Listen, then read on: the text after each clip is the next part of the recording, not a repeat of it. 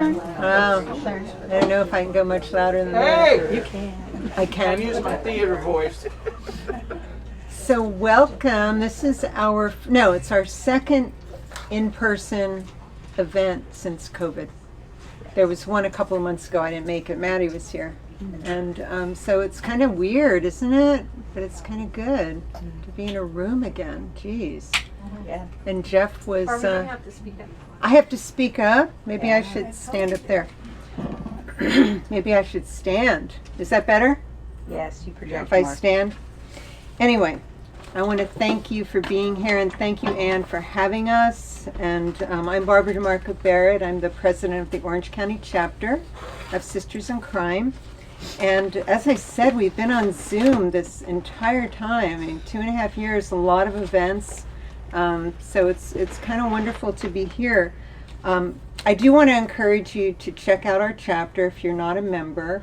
You can go to sistersincrimeoc.com.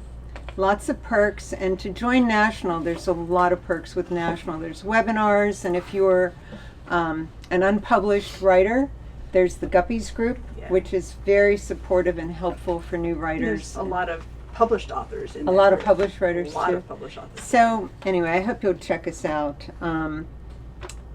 We also have videos of events on our website that are linked to YouTube.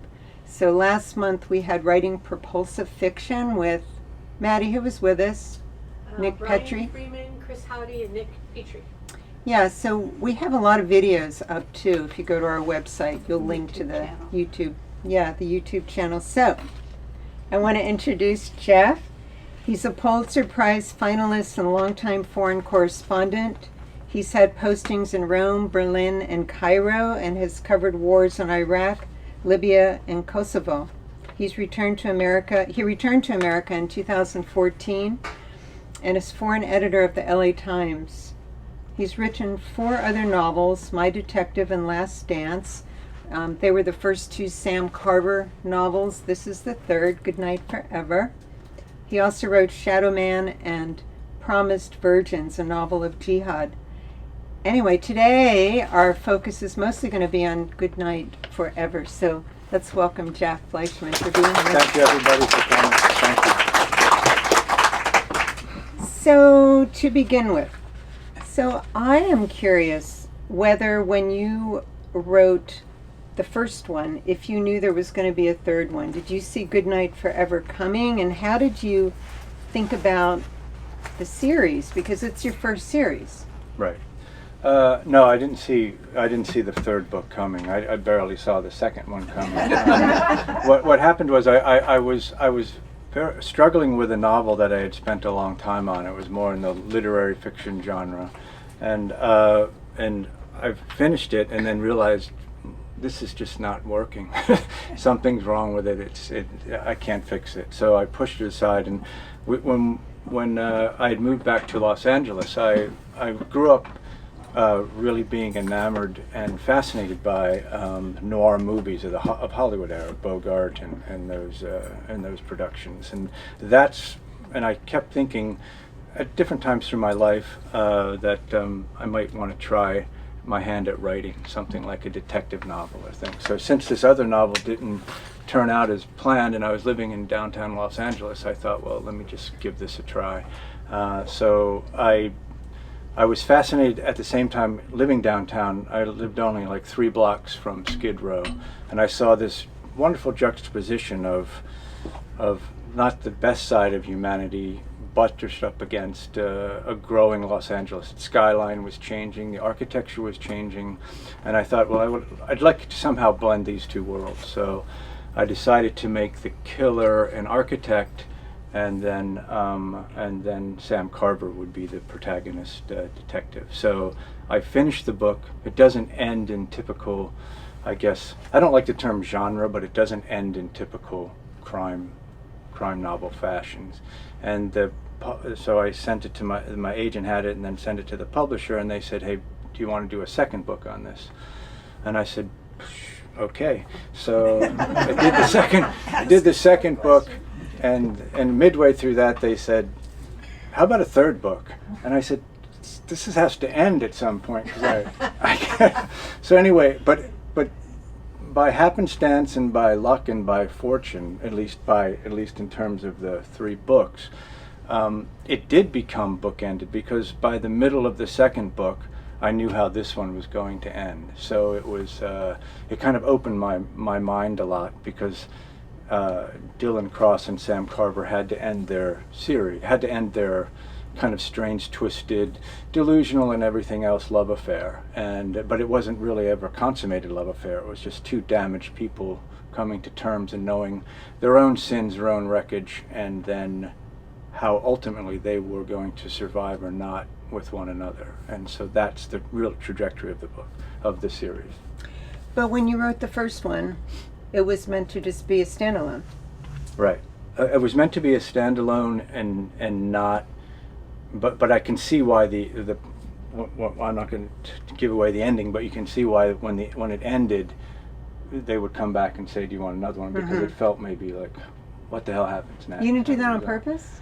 Well, I did, because I didn't know I was going to write another one, and I wanted to leave it Just open-ended. to be open. Right. I love open-ended endings. I do too. Because I don't want everything. Life's messy and incomplete, and sometimes I think novels can be that way too. A lot of people feel differently. Well, what about the point of view? Talk about first person present tense and alternating, because it's kind of hard to pull off first person present tense, for one novel, and you have it happening throughout all 3, and you have this alternating point of view thing going on too. Yeah, for me, first person was just there's an immediacy of first person. I think you're immediately into the mind of the character. It's like nerves on skin. Okay, I'm there. I'm in the present, and I'm in this head. So that became a very the form and style I wanted, because I felt the reader can access that, and so can I as a writer, and it puts it there in real time, and you can feel the tick-tock. In My Detective, it's alternating chapters. It starts off with Dylan Cross, the killer, telling her story, and then it goes to Sam Carver, and then they alternate back and forth until the end of the book. In Last Dance, it's just Carver's narrative, and in Goodnight Forever, it's just Carver's narrative. Why don't you read a little bit? Read a page. Let's hear it. This is Goodnight Forever, and it's when Sam and Dylan meet for one of them will be the last time, and how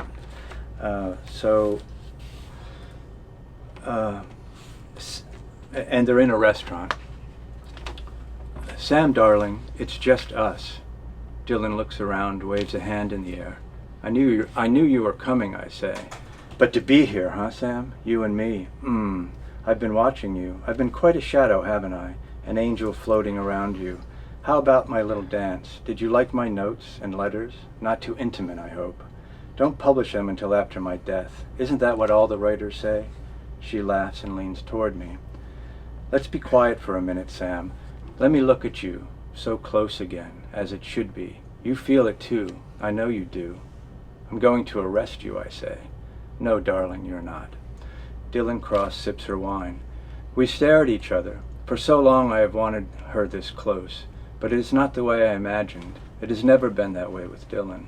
I granted her something long ago, absolution perhaps. But no, she is a killer, avenger to the men who broke her, murderer of Lily.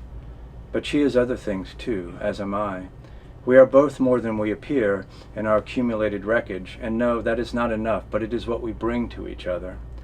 I don't know what to do, but I am calm, as if I have been through this moment many times. This is the thing with Dylan. The line to the truth itself is suspect. She sips her wine. Her lipstick is red, her black hair long and brushed back over her shoulders, her face a sharp and lovely mask. Small pearls encircle her neck, and her movements embody the ease of the tennis player she once was, and the precision of the architect she willed herself to be. I wonder what the waitress thinks. A quiet couple on a rainy night, an affair, an anniversary, or maybe a chance meeting earlier in the day. strangers in separate cars traveling opposite directions and finding a hotel out of season when all the others are closed. There is an air of nostalgia about this evening. Perhaps our lives have resumed from some distant time, and the things that have brought us together are not as I know them, but something far different. The pearls around Dylan's neck suggest at least the possibility of what I know to be real may only be one of a many passing shadows. I think my mother felt that with my father. She invented a parallel life to the one she knew, and over time she crossed between them until there was no border. Thank you. Okay, so where did Dylan come from? Dylan just came.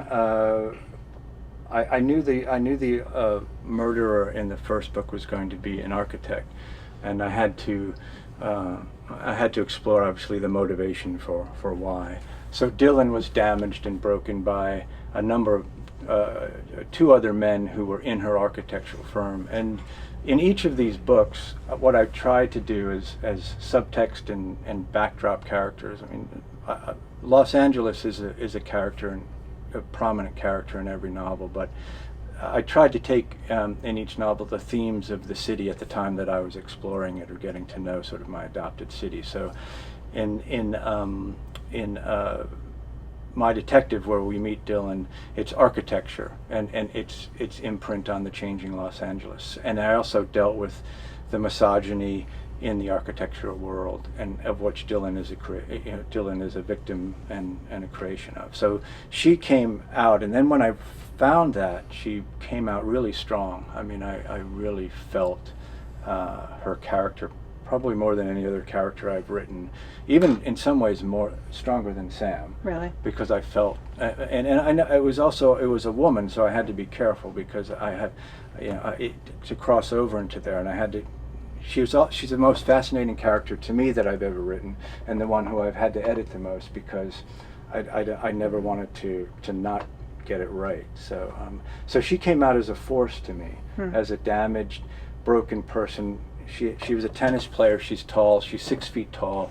She's very imposing physically, and intellectually she's quite imposing too. And she's one of the best architects of her class, and she comes out into this world thinking that all the gifts that she was given through life, although she did have a bipolar mother and some problems at home, but she thought through a very supportive father she was going to glide through life, and things turned out differently. And when that happened, these other psychological dispositions that she had earlier in life that she didn't recognize came to the fore, and so boom, the killing. The opening of My Detective starts the 2 lines is a murder. Do you want to read it?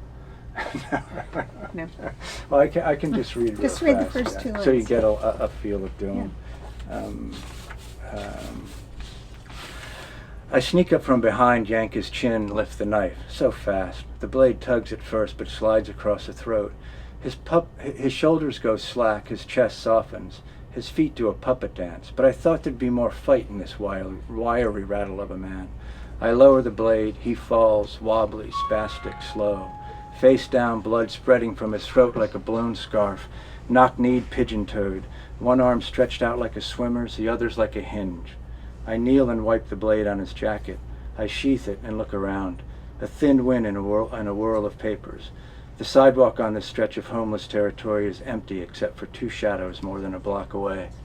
They can't see me beneath the broken streetlight outside the Chaplin Hotel. I'm as black as a crow's wing, lycra tights, long sleeve running top, ski mask, and gloves. So she kills pretty quickly and efficiently. she's very efficient.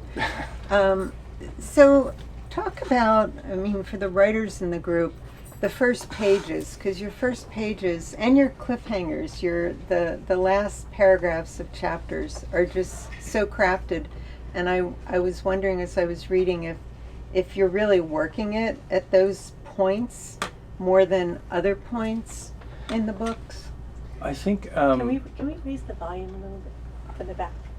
Raise you guys, the could you volume? speak up a little bit? Okay, we'll try. Okay. Everybody can move up.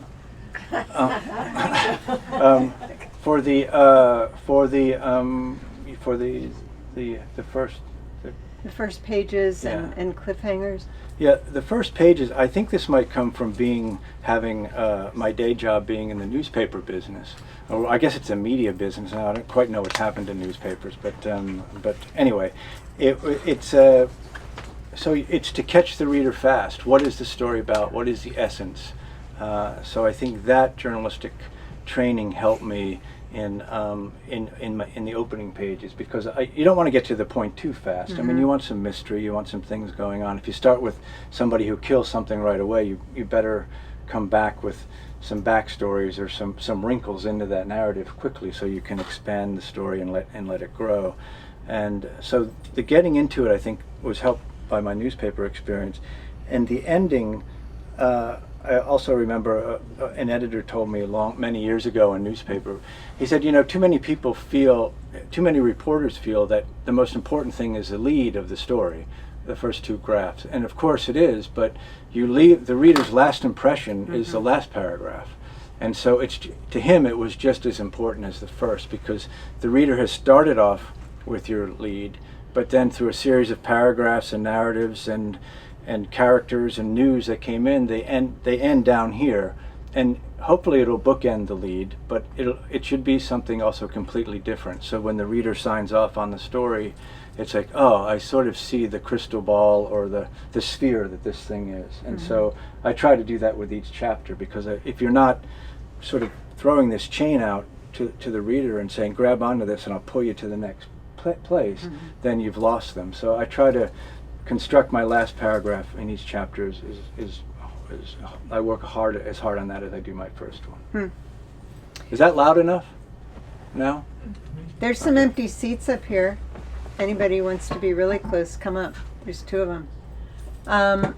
So I was going to ask you about that, the crossover from journalism, because I was wondering about that with your settings too, because the setting of LA is so vivid and wonderful and specific. And so, did that come from journalism, or is that the way you see and you remember? Or do you take notes? No, I think it came of all of what you just mentioned. When I came back to Los Angeles, I'd never lived in Los Angeles. I worked for the Los Angeles Times overseas, but I never lived in LA. So when I moved back to LA, I thought, well, I'm just continuing my foreign correspondency, because this is one foreign country to me, and so in a good way. So I got to know Los Angeles like a foreign correspondent would get to know another country, and I think when you do that, so much has been written about Los Angeles and the mythology of Los Angeles, and from Joan Didion to you just name it, and so you can't get trapped in what other people have said about LA, because to me, LA does not crave definition. It's a soul completely onto its own. So you just have to pick your piece of that and be true and genuine to it. And so maybe coming at it with foreign eyes, so to speak, my adopted city, allowed me not to be constricted by all these other things that have been written about it. And I made it a point not to do that. I said, live or die on this book, I want it to be my Los Angeles and how I see it. And I'm very detail oriented. I believe creating for myself, even doing anything I want to picture in my mind, because I see the terrain, I see the map, and that's where I want my characters to move. So I do a lot of note taking and a lot of things of just observing and then just paring them down and then fitting them in. But to me every novel is a place, and unless you create that place, then you're not telling the reader that you care enough about the complete environment. You're just giving them characters going through motions, and so I want them to have a stake in a place as well. I also wanted to ask about with Goodnight Forever. I hadn't read the other two before that, but I had no trouble kind of getting into it and going on. And so what kind of attention do you have to pay for the readers who are coming to the third book, the 10th book, whatever? Well, that was my challenge. That was a challenge, and I hope I pulled it off, because I did, as I said before, I didn't think there'd be another book after My Detective, and then all of a sudden there's two. So I had to try to ingrain the backstory of My Detective into the next two. So there's an evolution, but not so one that it's jarring, where the reader feels, oh, you just dropped a text block here to tell me what I missed in the first book. I wanted it to be as organic as possible, so when we get the backstory of My Detective and Last Dance and Goodnight Forever, I hope it's subsumed by the narrative so it feels natural going forward. But that was a real challenge, because you don't want, as I said, you don't want to feel like, Right.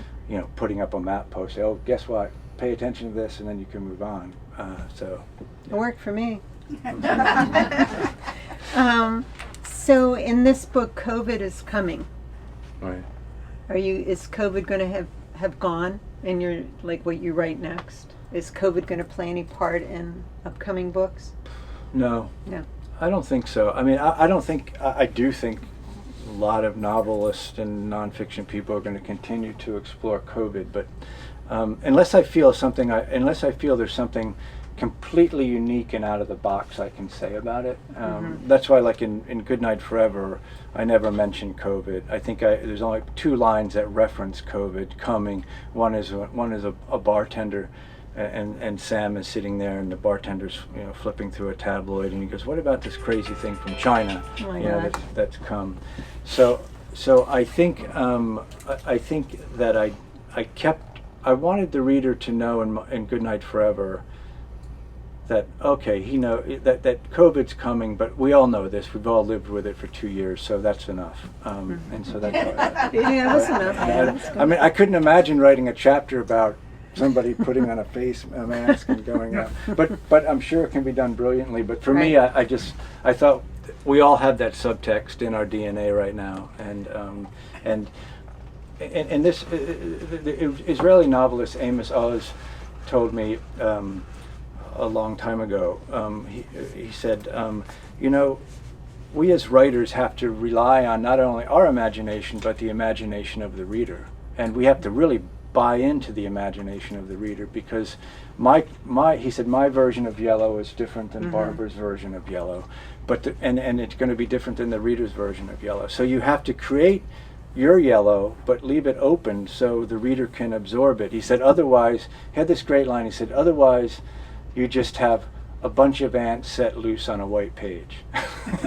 So I thought that was very instructive, to rely on the reader. Look at how many times when you were reading no matter what kind of book, as the reader, your subconscious is going to places where the writer has no idea or intention of leading you there, but that's your take on his or her work. Right. Yeah. What about side characters? I'm thinking of Esmeralda. Is there an Esmeralda that you know? Esmeralda is a homeless woman that lives near Sam's apartment building, right? Right. So, and in My Detective, one of the themes I deal with I deal a little bit with it in My Detective is homelessness, but in Goodnight Forever, it's the second theme, it's the second running plot. The homelessness in Los Angeles, homeless murders going on in Los Angeles, and who's doing it. But Esmeralda is lifted off a woman. I live downtown, across from the abandoned Clark Hotel, and I'm on the 4th floor, and I looked down to it, and there was this woman who would come every night, and she must have weighed like 70 pounds soaking wet. I don't know how old she was, but she'd come, and she had her possessions, and it was like she'd stop like maybe 50 feet and drag one bag and then another bag until she was set up every night in front of the Clark Hotel, the same place. And I just watched her for a year, and I tried to go talk to her once, but that wasn't going to work. But she became such a figment of my imagination and of my reality, and of all the things that homelessness brings to us as humans. And I wanted to use her because although she was homeless, she had a lot of kind of street smarts, which you sort of need. And she was also damaged, obviously. She was on the street. And so she and Carver get along well because they're both sort of misfits. And he really likes, when he gets home from work, he'll grab a bottle of scotch or a tea and go over and sit with Esmeralda until the wee hours. And she wants to sleep. And it's kind of almost like mother-son relationship somewhat. But anyway, that's she's a very small character, but a palpable character, I think. Did you bring your woman out whiskey? No, the one night I tried to go over and talk to her, and she was just that was it. she just didn't want it. Yeah. You could sense it, so I just pulled back. Yeah. And Well, talk about what drew you to crime fiction. Was it kind of your work before? Like, you know, you've been other places living, you know, in war-torn areas. I mean, then you start writing fiction. How did that all come together for you? I think I did the classic novelist thing. My first book, Promised Virgins, a novel of jihad, is basically about a reporter covering the war in Kosovo. And so that's loosely based on my experiences there.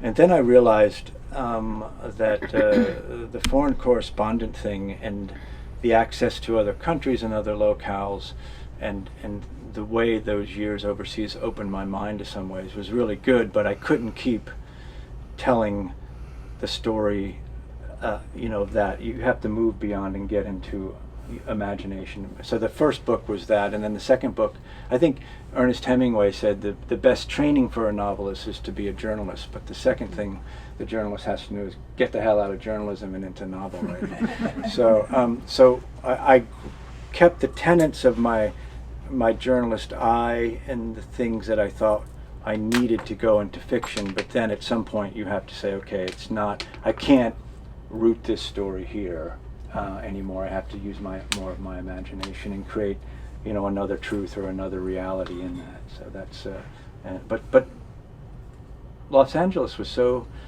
good for me for that, because I loved how elusive it was, and trying to define it was its own great challenge. And then I didn't have to define it as a journalist. I could define it as a novelist with more imagination. So when you're writing, are you thinking of the reader? Are you thinking, I mean, we talked about beginnings and we talked about cliffhanger endings of chapters, but I mean, in general, are you thinking, you know, I got to keep this interesting, I got to keep the reader with me? I mean, is the reader in your consciousness at all when you're writing? At any point, whether it's the creative. If I say no, they're going to walk out. But no, the reader, I think the reader comes into my consciousness midway through the book, because nothing can come into your consciousness in the creation of what you're doing. Otherwise you'll self-edit and it'll be a disaster, because you can't please anyone but yourself as a writer. And then hopefully the reader sees that and takes it and goes with it. But I do think about, in the middle of the book, you're asking for somebody's time, and you're asking for somebody's, you know, to go with you on your story. So if you're not making it where you can say, you can justify your time in this, then yeah, it's not fair to the reader. So I start thinking about it then, and maybe that's the reader in me, saying, you know what, you got to fix this, man, or you got to do this, or do something here. And so it's a voice inside that says, so yes. Yeah, because I mean, you can sometimes, I think, when you're going over your own work, you can misinterpret boredom with your own work for having just seen it too much. So when do you know to just also kind of kick back from doing anything, because you might be so worn out that you're going to ruin something, right? Or you're going to put it aside because you go, yeah, that's the ultimate question, right? I mean, am I bored, or does this suck? That's really what it's about. But I think for me, I go through. I mean, I think every writer, no matter what genre or fiction, nonfiction you're doing, you see it so many times. You've changed lines so many times, and you're wondering, am I just changing this because I've changed it 500 times and it needs another change? Or at that point, I write pretty fast. And I make sure my writing sort of structure is to write 500 good words a day, at least that I think are good. So I might write 2,000, but I'll probably edit it down to 500, and I probably do, based on other writers I've talked to, I do a lot of editing in the moment. So my first version is fairly clean before I go through the second and third version, only because I've done a lot of editing. Some people just go right to the finish line and then go back and do it. I think, again, it's the way I construct the beginnings and the ends of chapters. They need that. I want to spend a little bit of extra time on it, so I edit heavily in the immediacy of the writing process. What about digital media? Are you concerned or do you approach writing differently now that there's all these ways, there's all these uses for your words, there's all these things, all these demands on attention? How does all of that affect you? Does it affect you? Yeah, I mean, it's topical you just said that, because this past week, the publisher called and said, "Have you ever heard of Webtoons?" And I said, "No. Well, this doesn't sound good. What are you talking about?" And Webtoons actually is the biggest online graphic novels. I mean, I think it was started in Japan. They're fascinating. Anyway, they've bought another company that is, and they want to serialize books. So they want to serialize the Sam Carver series. So that's another completely new form of media I know nothing about. Yeah. And what they do is they sell it. This is the rough guideline, but they put the whole book on, like if you were buying an ebook, but they sell it in chapters. So like 50 cents a chapter, because they don't want to go over like 2,000 words, because they're going to. So the way it was described to me, it's a good way to get to a younger audience, a good way to speak that vocabulary. And I think in journalism now, given that you have to be connected and plugged into so many different rivers of thought and where your stories are going. You put something on Facebook, it hits a demographic that's not what TikTok is. Or you do Twitter and it's kind of in between, and so you have to reach all your audience now, you have to go into all these atomized worlds and try to connect with people. And it's and I think the publishing business is the same way. I know we see it all the time in newspapers. How do we reach it? How do we reach this demographic? And we know how many people click on this story. Well, why are they clicking on this story? And if they clicked on this one 30,000 times, why are they only clicking on this one 800 times? What's wrong? So there's constantly, I try not to, like in novel writing, try not to let that get into your head, because again, it's another self-editing thing, because you're never going to be able to do it unless you're true to yourself and your work. Well, and what you're talking about too is shorter chapters, right? I mean, if they want 2,000 words or less, then as you're writing, are you thinking, I better keep it short? Again, right? Self-editing, and it could kiss of death for you, right? Yeah. Do we have any questions? Does anybody have any questions? Marla? Well, you mentioned the one character, but that Marcus is so clear in the homeless man, the military homeless man that you have in this book. So I just wondered if that was a character, somebody that you have seen in downtown in the homeless. Yes, Marcus is he's a small character, but plays a prominent role in Goodnight Forever. There's a lot of when I walked around Skid Row and doing research for these, and because I'm so close to it anyway, saw a lot of characters, like, at least in my mind, were like Marcus in a little research, and there were a lot of vets on the streets in different cities, and so Marcus sort of, I tried to imbue him with a noble quality, yet know how much, but how damaged and broken he was. But he still has, he understands the streets just like he understood Vietnam, and he's trying to survive 2 wars, and that's what just to explain, the Goodnight Forever it's about. I can tell you that the opening page is somebody kills Sam's girlfriend from the second book, Last Dance. She's dead right away, first paragraph. And Sam thinks that Dylan did it right away because of what's left at the crime scene. But a new detective I introduced isn't so sure. So it's sort of Sam trying to convince this detective, no, this is Dylan Cross who did this, and she wants to, she wants finally to make our relationship come together, and Lily was getting in the way. The second narrative is Sam at the same time is solving a number of homeless murders in downtown Los Angeles. And we sort of get in, again, it's another theme I wanted to work on. We get into the alt-right, we get into homelessness, we get into big money, we get into development, what's happening in downtown Los Angeles and who's going to control it. But we look at that we go pretty deep into homeless territory, while Sam is also trying to and the other part that this novel also deals with is race, because race to me in Los Angeles is such a fascinating topic to look at. So the new character who's trying to tell Sam it's not Dylan, somebody else, is a young black woman detective from Compton, and sort of all the baggage she brings to this milieu. Over here.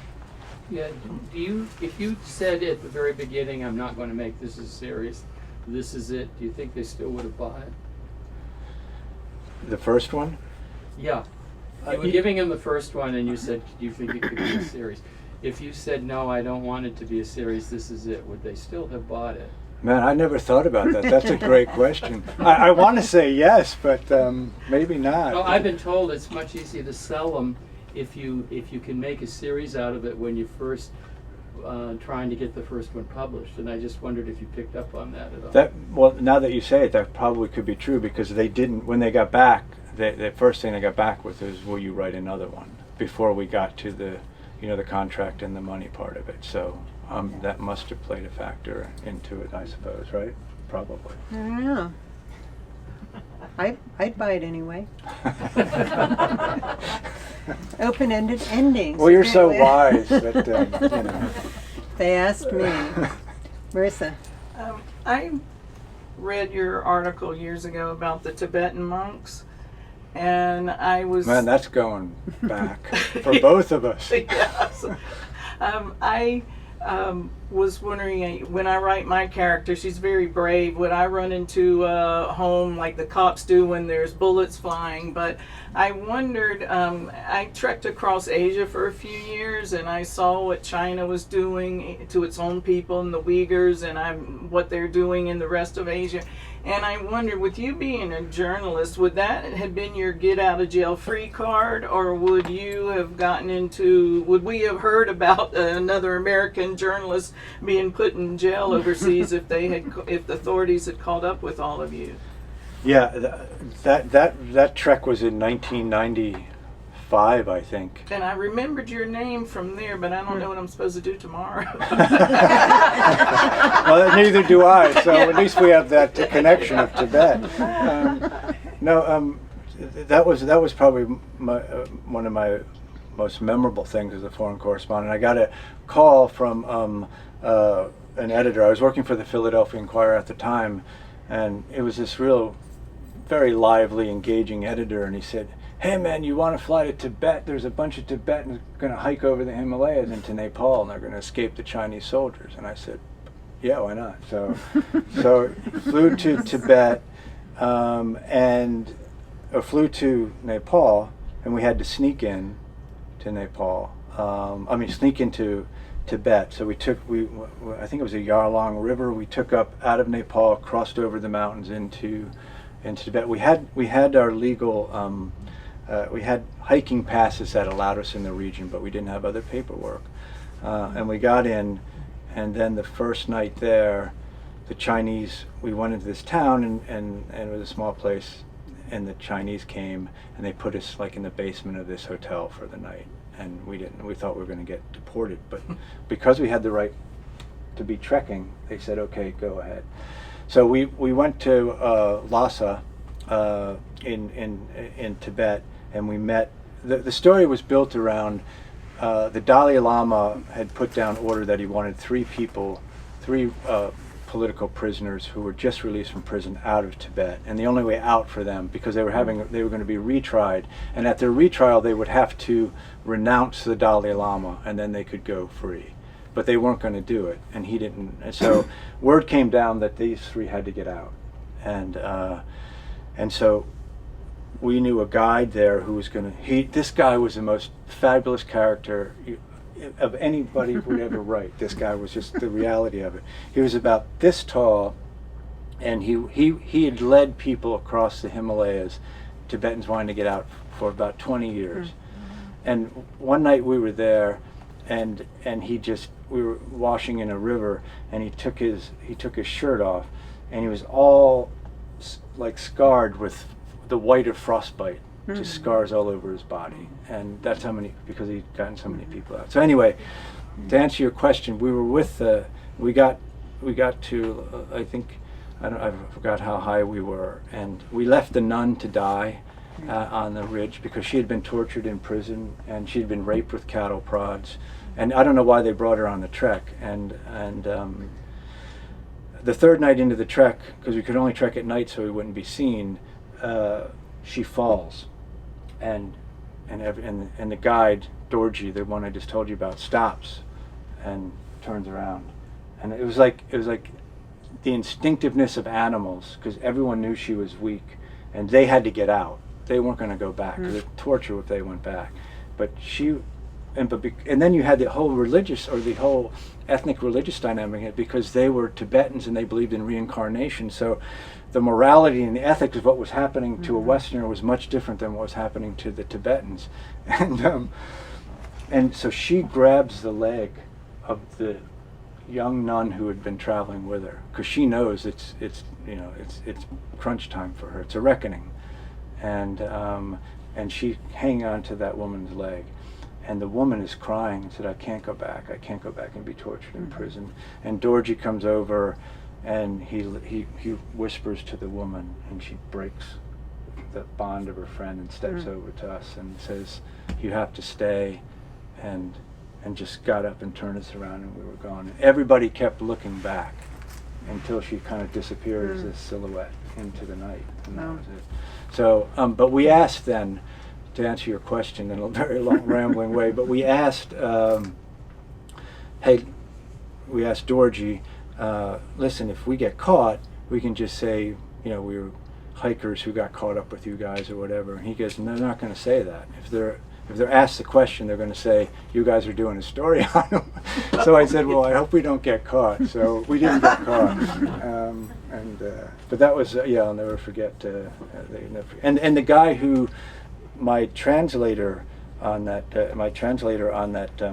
trek, he kept going back, as you say, and he was arrested by the Chinese once and jumped out a window and broke his leg, and then the U.S. government got him back, and he felt, I talked to him like right before he died, and he just felt like he wasn't doing enough for his people, and he killed himself about 3 years ago. It was tragic. It was so sad. But that was part of that. Well, I do admire what journalists do overseas, because I told myself I was going to get a good story on Hong Kong, and when we got tear gassed, I left and never wanted to come back. So yeah, tear gas will change your attitude on a lot of things.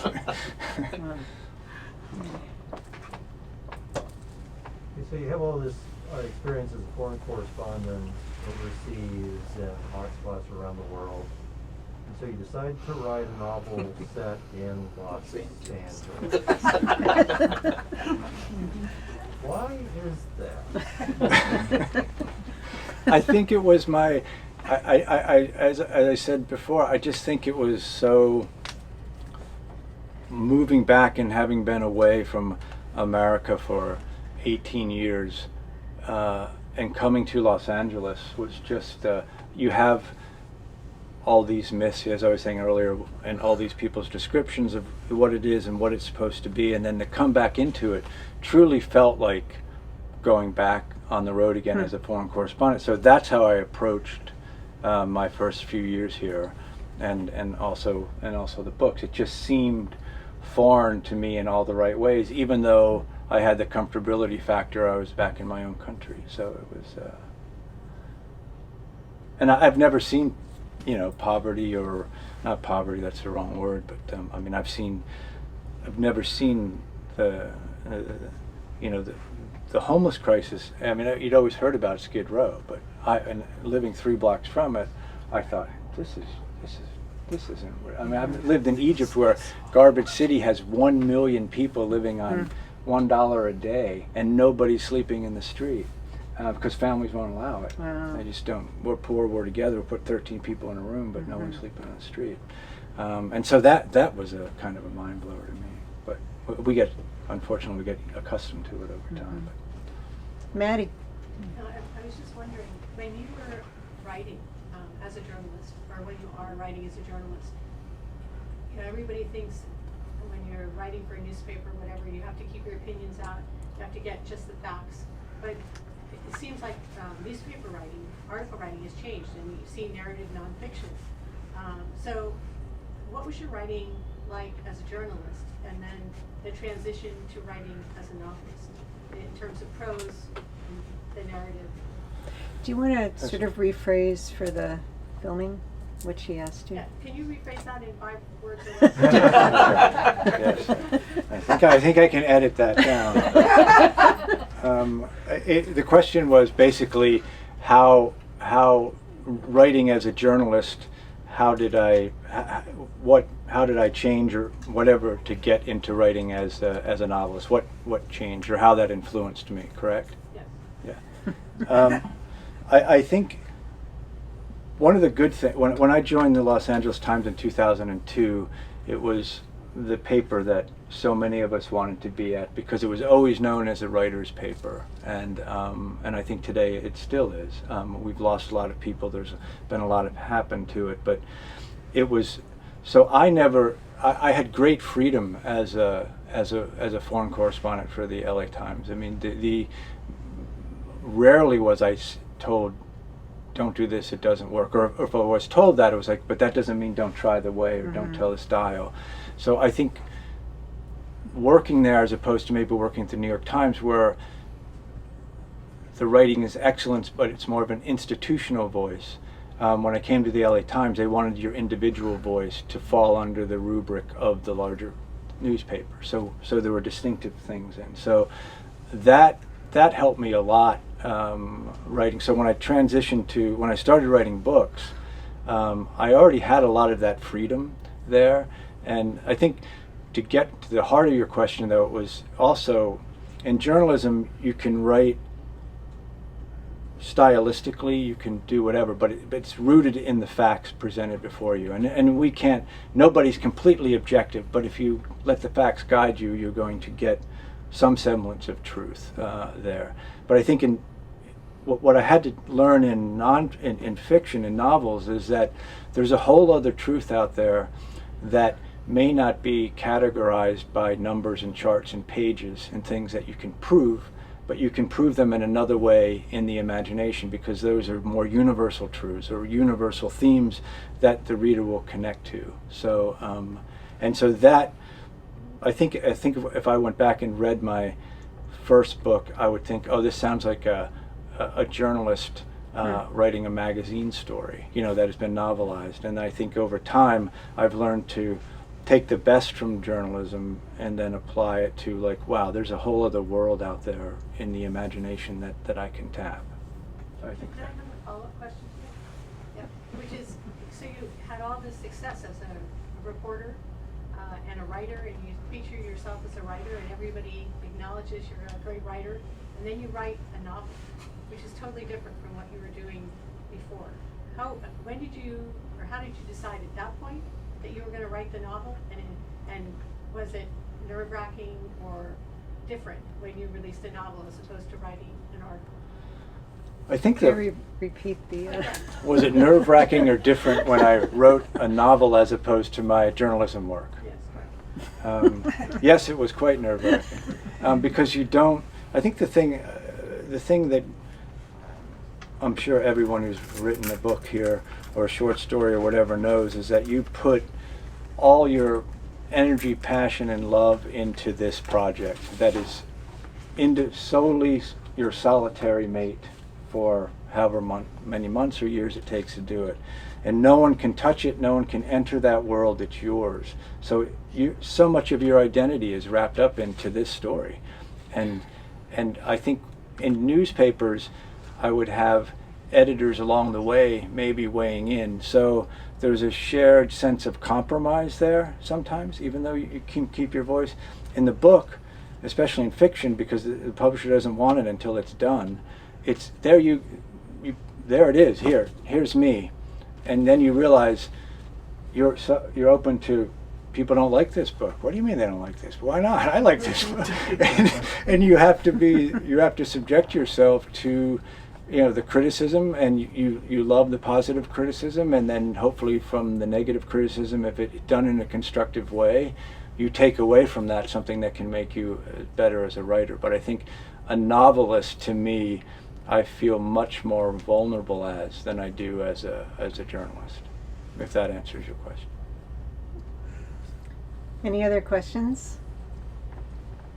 Marla? I just wonder if there was any point in your novel or any of your novels where you had to change something really big that took place throughout the book. Was there ever a time when you just had to redo something? Did you ever have to drop a plot or a character or just totally restructure? I think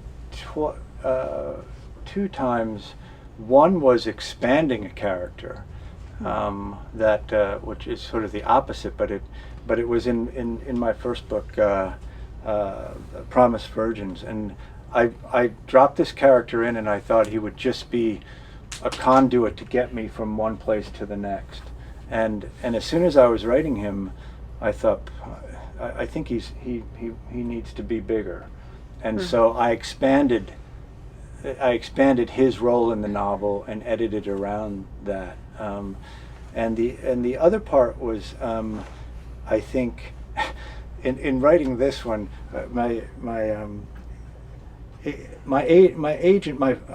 agent I had before the one I have now called it the 5% rule. That a lot of times a book, if it's done well, there's always going to be some part of it that can be improved. And she called that the 5% rule, because often it's just putting a little bit here, a little bit here, a little bit, you have 80,000 words, and no matter how often you go over it, sometimes you have to connect that tissue better and better. And sometimes if you add, like, open up the lens a little here, close it a little here, and doing it works. And she called that the 5% rule, because you're not doing a complete restructuring, you're not doing a lot to it, but you're making those tweaks right at the right moments. And that happened in this book, because my editor on it, who edited all three, he's terrific, and he said, and so I did do what you're saying in this book, because he said, Jeff, listen, someone's got to die, or someone's got to get pretty damn quick. Because he said we need some propulsion here. I said it's coming in the next chapter. He goes, no. So, and that what we talked about that before, about the middle section of the book. It's I think if I gave advice to anybody, and I'm always seeking advice from my other writers too, we always talk about the middle of the book, because it's so by the time you get to the middle, you know the ending, and you hopefully have your beginning open. But that middle, it's like this universe that is, you have to get from Pluto to Saturn, and you better do it in an interesting way. And I think that's hard, but it's also why we write, right? It's fun. It is hard. The muddled middle. The muddled middle. Yeah. Any other questions? Well, let's thank Jeff for being here. Thank you everyone for coming.